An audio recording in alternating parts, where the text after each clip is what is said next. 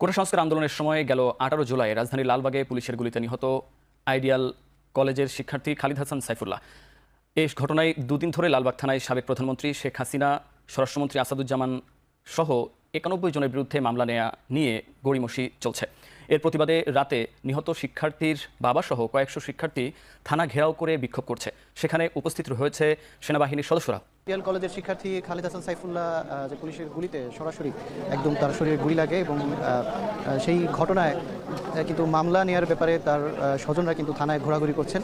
তবে লালবাগ থানার যিনি ওসি তিনি কিন্তু আসলে মামলা নেওয়ার জন্য মামলা নেওয়ার ক্ষেত্রে দুদিন ধরে গড়িমসি করছেন। আজকে আসরের পর যেটি হয়েছে যে এলাকাবাসী তারা এসছেন মামলা কেন নেওয়া হবে না সেই জবাবদিহিতা চাওয়ার জন্য, বা মামলা কেন নেওয়া হবে না, তাদের যেই এলাকাবাসী খালিদ তার মৃত্যুতে কেন হত্যা মামলা রুজু করা হবে না এই প্রশ্ন জানবার জন্য তারা যখন এসছেন সন্ধ্যার পর কিন্তু এখানকার যে ওসি সে বেশ গড়িমসি করে